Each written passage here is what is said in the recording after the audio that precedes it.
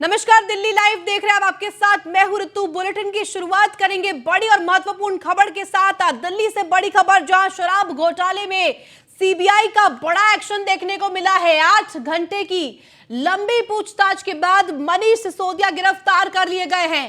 CBI ने deputy CM Manish Sisodia को गिरफ्तार किया है।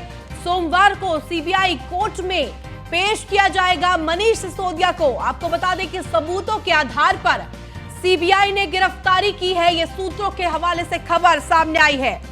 आपको बता दें कि दिल्ली के मुख्यमंत्री केजरीवाल ने भी मनीष सिसोदिया के घर पहुंचकर सीधे तौर पर उन्होंने ट्वीट भी किया और निशाना साधा है। पत्नी सुनीता केजरीवाल के साथ मनीष सिसोदिया के घर पहुंचे हैं केजरीवाल। पंजाब के मुख्यमंत्री भगवंत मान भी सिसोदिया के घर पहुंचने वाले हैं। शराब घोटाले में सीबीआई की बड़ी कार्रवाई है। सीबीआई की टीम ने दिल्ली के उप मुख्यमंत्री को 8 घंटे की लंबी पूछताछ के बाद गिरफ्तार कर लिया है। दिल्ली के डिप्टी सीएम मनीष सिसोदिया को सोमवार को मेडिकल टेस्ट करवाने के बाद दिल्ली राउज एवेन्यू में सीबीआई जज एम के नागपाल की कोर्ट में पेश किया जाएगा। सीबीआई सूत्रों के मुताबिक मनीष सिसोदिया पर लगे आरोप पर पूछे गए सवालों का जवाब वो नहीं देने पाए और जांच एजेंसी को पूछताछ में प्रक्रिया में सहयोग नहीं दिया, जिसके बाद उनकी गिरफ्तारी की गई है। सीबीआई इस मामले में कई सबूतों के आधार पर और गवाहों के आधार पर बयानों के बारे में मनीष सिसोदिया से सवाल की लंबी फेहरिस्त सवालों की उनके सामने रखी गई, जिस पर उन्होंने कोई प्रतिक्रिया नहीं दी और सही ढंग से सवालों के जवाब नहीं दिए। सूत्रों के मुताबिक डिप्टी सीएम सिसोदिया को सबूतों के आधार पर सीबीआई ने गिरफ्तार किया है और पूछताछ में सीबीआई ने सिसोदिया को कई सबूत दिखाए हैं और इन सबूतों में डिजिटल सबूत और दस्तावेज भी शामिल है। सिसोदिया इन सबूतों के सामने कोई जवाब नहीं दे पाए। उनकी चुप्पी इस बात का गवाह दे रही थी कि कहीं ना कहीं कुछ ना कुछ गड़बड़ जरूर है।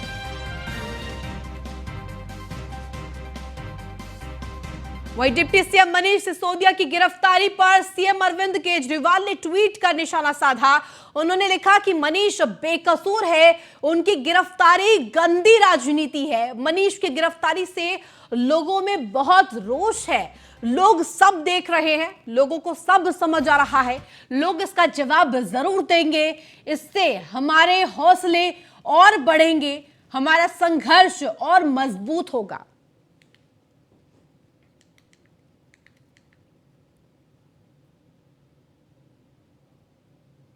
वहीं डिप्टी सीएम मनीष सिसोदिया की गिरफ्तारी पर आम आदमी पार्टी के राज्यसभा सांसद संजय सिंह ने भी ट्वीट कर निशाना साधा। उन्होंने लिखा कि मनीष सिसोदिया की गिरफ्तारी तानाशाही की इंतहा है। आपने एक नेक इंसान और सर्वश्रेष्ठ शिक्षा मंत्री को गिरफ्तार करके अच्छा नहीं किया मोदी जी। भगवान भी आपको माफ नहीं करेगा। एक दिन आपकी तानाशाही का अंत जरूर होगा मोदी जी। सीधे तौर पर प्रधानमंत्री नरेंद्र मोदी को निशाना बनाते हुए ये बात कही। वही दिल्ली के डिप्टी सीएम मनीष सिसोदिया की गिरफ्तारी पर बीजेपी सांसद गौतम गंभीर ने ट्वीट कर तंज कसा। उन्होंने लिखा कि गुनाह करके कहां जाओगे गालिब, ये जमीन या आसमान सब आपका ही तो है।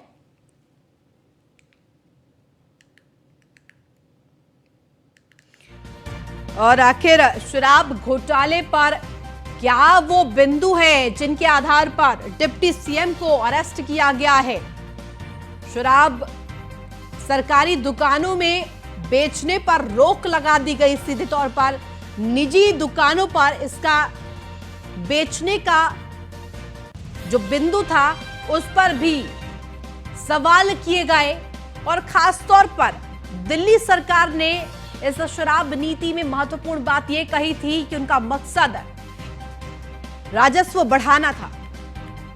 और हमारे साथ ज्यादा जानकारी के साथ पीयूष तिवारी फोन लाइन पर जुड़ गए। संवाददाता पीयूष, क्योंकि शराब घोटाले में सीबीआई ने बड़ा एक्शन लिया है, डिप्टी सीएम मनीष सिसोदिया की गिरफ्तारी हो गई है और कल उन्हें कोर्ट में भी पेश किया जाएगा। क्या कुछ अपडेट आपके पास और क्या कुछ इससे जुड़ी जानकारी? देखिए, अगर हम बात करें तो सबसे बड़ा अपडेट दे दें कि सीबीआई ने भी अपना जो बयान है वो इस मामले में जारी कर दिया है। और सीबीआई ने आबकारी घोटाले मामले में दिल्ली के उप मुख्यमंत्री मनीष सिसोदिया को गिरफ्तार किया है और सीधे तौर पे कहा गया है कि नई आबकारी नीति बनाने और उसके क्रियान्वयन में अनियमितता कहीं न कहीं बरती गई है और उसी के आरोप में ये गिरफ्तारी हुई है। और इस केस में सीबीआई ने 25 दिसंबर 2022 को विजय नायर समेत 6 आरोपियों के खिलाफ चार्जशीट दायर की थी और सिसोदिया को 19 फरवरी यानी इसी महीने 19 फरवरी 2023 को सीआरपीसी यूज/41 ए के तहत नोटिस भेजा गया था। हालांकि बजट तैयार करने का हवाला देते पीयूष, क्या ये अपडेट आपके पास है कि वहां सीएम अरविंद केजरीवाल पहुंच रहे थे? क्या अभी तक वो पहुंच गए हैं या क्या कुछ इससे जुड़ी जानकारी आपके पास? देखिए, अगर हम बात करें तो दिल्ली के मुख्यमंत्री मनीष सिसोदिया के घर पहुंचे हैं दिल्ली के मुख्यमंत्री अरविंद केजरीवाल और उनके साथ जो सुनीता केजरीवाल है उनकी जो पत्नी है अरविंद केजरीवाल की, वो भी पहुंची हुई है। और जो बयान है वो भी दिल्ली के मुख्यमंत्री की ओर से जारी किया गया है और साफ तौर पे अभी भी दिल्ली। ठीक है पीयूष, बहुत शुक्रिया तमाम जानकारी के लिए। वही शराब घोटाला मामले में सीबीआई ने 8 घंटे की लंबी पूछताछ के बाद दिल्ली के डिप्टी सीएम मनीष सिसोदिया को गिरफ्तार कर लिया है। मनीष सिसोदिया को सीबीआई ने आज पूछताछ के लिए बुलाया था। पुलिस ने काफी सुरक्षा के इंतजाम किए थे। वहीं आप के कई नेता इस पूरे वाकये पर केंद्र सरकार को आड़े हाथों ले रही थी और केंद्र सरकार पर हमलावर थी। गिरफ्तारी को लेकर आप नेता संजय सिंह ने और बीजेपी नेता हरीश खुराना की प्रतिक्रिया आपको सुनवाते हैं। दिल्ली के एक नेक, एक सर्वश्रेष्ठ, एक ऐसे शिक्षा मंत्री जिन्होंने पूरे देश और दुनिया को शिक्षा का मॉडल दिया, मनीष सिसोदिया जी, आज उनको गिरफ्तार कर लिया मोदी जी की सरकार ने। मैं समझता हूं ये जुर्म की इंतहा है, ये तानाशाही की इंतहा है। ये एक ऐसे शिक्षा मंत्री पर कार्रवाई है जो दिल्ली के लाखों बच्चों के लिए दिन रात मेहनत करके उनका भविष्य बनाने का काम कर रहा था। मोदी जी, आपने अच्छा नहीं किया। मैं फिर से कह रहा हूं, आपने गुनाह किया है, पाप किया है। दिल्ली के लाखों बच्चों के साथ पाप किया है आपने। ईश्वर भी आपको माफ नहीं करेगा। आपने तानाशाही की इंतहा कर दी। एक बेबुनियाद, झूठे, फर्जी मामले में आप मनीष सिसोदिया को गिरफ्तार कर रहे हैं। आपकी हिम्मत है, जिस अडानी ने लाखों करोड़ का घोटाला किया, आपका मित्र, आपका दोस्त, उसके खिलाफ कार्रवाई करने की हिम्मत है? उसका नाम लेने की हिम्मत है आप में? आपकी पूरी की पूरी सरकार और आप अडानी की नौकरी कर। अभी भी खबर लगी है कि मनीष सिसोदिया को सीबीआई ने गिरफ्तार कर लिया है। कल रात से अरविंद केजरीवाल और आज सुबह से मनीष सिसोदिया को यही डर सता रहा था कि कहीं गिरफ्तार किया जाएगा। मेरा मानना यह है कि डर उसी को लगता है जिसने कुछ किया हो। जिसने कुछ नहीं किया होता उसको डर नहीं लगता। और जिस प्रकार से घोटाला सामने आया, हम तो शुरू से कह रहे थे कि मनीष सिसोदिया इसके अंदर इन्वॉल्व है। अब चूंकि वो डर रहे थे कि उन्होंने बहुत कुछ किया है इसलिए उनकी गिरफ्तारी होगी, उनकी ये जो डर है उनका कहीं ना कहीं सच साबित हुआ है। लेकिन सवाल ये है, उनको बहुत सारी चीजों के जवाब देने होंगे। जवाब देना होगा कि किस प्रकार से जब पॉलिसी अभी जीओएम में थी, आपने क्यों उन व्यापारियों को पहुंचाई, ये एविडेंस सामने आया। जवाब देना होगा कि किस प्रकार आपने लगभग 45 फोन आपने चेंज किए लगभग 1.5 महीने के अंदर, क्यों चेंज किए, जवाब देना होगा। जवाब देना होगा कि 100 करोड़ रुपया आपने गोवा के अंदर पैसे लगाए, इसके ये जवाब देना होगा। जवाब देना होगा कि किस प्रकार आपने पॉलिसी, आप कहते हैं हमने पॉलिसी में कुछ नहीं किया, पॉलिसी क्यों बदली। इन सब सवालों के जवाब मनीष सिसोदिया को देने पड़ेंगे। और हमारा मानना यह है कि असली किंग पिन जो है वो अरविंद के। वहीं मनीष सिसोदिया की गिरफ्तारी पर बीजेपी नेता कपिल मिश्रा ने कहा कि शराब से बर्बाद हुए परिवारों के माता बहनों की हाय मनीष सिसोदिया को लगी है। मैं शुरू से ही कह रहा हूं कि केजरीवाल, मनीष सिसोदिया और सत्येंद्र जैन जेल जाएंगे। इनमें से 2 लोग जेल जा चुके हैं, अगला नंबर केजरीवाल का है। फाइनली एक और चोर जेल के अंदर गया। सत्येंद्र जैन के बाद केजरीवाल का दूसरा भ्रष्ट मंत्री मनीष सिसोदिया शराब घोटाले में, कमीशनखोरी में, नशे का धंधा करने में, चोरी में, रिश्वतखोरी में आज सीबीआई ने गिरफ्तार कर लिया है और अब जेल जाना होगा।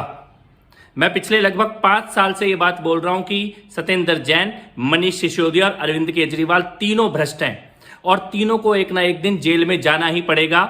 आज इन तीनों में से 2 लोग भ्रष्टाचार में चोरी करते हुए पकड़े जाने के कारण जेल जा चुके हैं। मनीष सिसोदिया ने दिल्ली के हजारों लाखों परिवारों को शराब के नशे के जाल में धकेला था, कितने ही परिवारों को बर्बाद किया।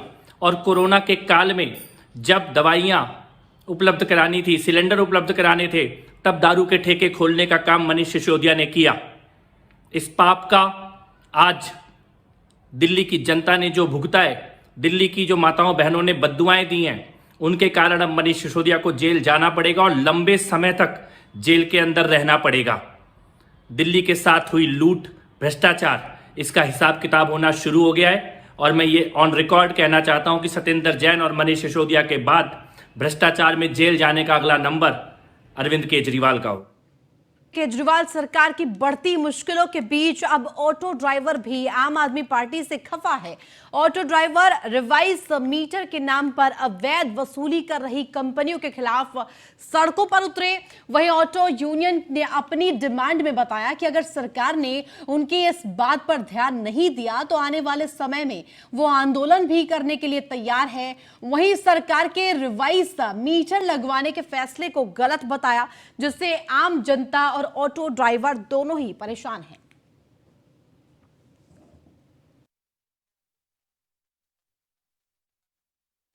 वालों में बहुत ज़्यादा परेशानी है क्योंकि हम ज़्यादा से ज़्यादा 600, 700, 800 हद है मेरी कमाने की।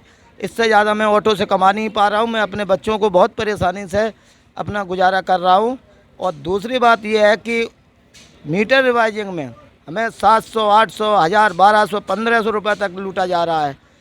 इसमें हमारे लिए किफ़ायत की जाए और हम बहुत परेशान हैं। इससे ज़्यादा तो ई रिक्शा वाले कमाते हैं हमसे ज़्यादा। तो ये रिवाइज जो हो रहा है इससे आपको नुकसान हो रहा है? बहुत ज़्यादा नुकसान है साहब जी। लेकिन तो किराया तो बढ़ रहा है। किराया बढ़ रहा है, उस किराए से हमें कोई बेनिफिट नहीं हुआ है साहब कि हमारी कोई सवारियाँ नहीं बैठती, ओला उबर में बैठती हैं। आपको किराए से बढ़ोतरी से कोई फायदा नहीं हुआ? कोई फायदा नहीं हुआ है साहब, क्योंकि ओला उबर वाली बाहर की जितनी एनसीआर, यूपी एनसीआर है, हरियाणा एनसीआर है, ये ज़्यादा दिक्कत दे रही है मुझे। ये अपने आप में एक बड़ा सवाल है कि किराए बढ़ोतरी को लेकर ऑटो ड्राइवरों में भी एक रोष है, उनमें भी एक गुस्सा है। वो भी चाहते हैं कि उनसे बढ़ोतरी से इन लोगों का भी कोई फ़ायदा नहीं हुआ। उपभोक्ता तो और जो हमारी जो सवारी जो चलती है ऑटो में वो भी परेशान थी और यहाँ पर चालक भी परेशान है, ऑटो चालक भी अपनी समस्या बता रहे हैं। तो ज़रूरत है सरकार को इस पर ध्यान देने की और संज्ञान लेने की। वहीं दिल्ली के द्वारका जिले से एक दिल दहला देने वाली घटना सामने आई है, जहां मोहन गार्डन के विपिन गार्डन इलाके में रहने वाले एक शख्स ने अपनी पत्नी और 2 मासूम बच्चों की चाकू से काटकर हत्या कर दी और फिर खुद सुसाइड करने की कोशिश की। आरोपी युवक को घायल अवस्था में हॉस्पिटल में ले जाया गया, जहां उसका इलाज जारी है। मृतका के परिजनों के मुताबिक 2015 में उन्होंने सुनीता की शादी राजेश से की थी। सब कुछ ठीक चल रहा था, लेकिन राजेश पिछले कुछ समय से लगातार उनसे प्रॉपर्टी की मांग कर रहा था। इसको लेकर दोनों पक्षों के बीच कहासुनी भी पहले हुई थी। परिजनों का आरोप है कि उसी को लेकर दोनों, उनके दामाद ने भी उनकी बेटी और बच्चों की हत्या कर दी है। फिलहाल पुलिस पूरे मामले की जांच पड़ताल में जुटी है। मेरे पे सुबह 6:05 पे कॉल आया है। हाँ। इनके फ्रेंड का।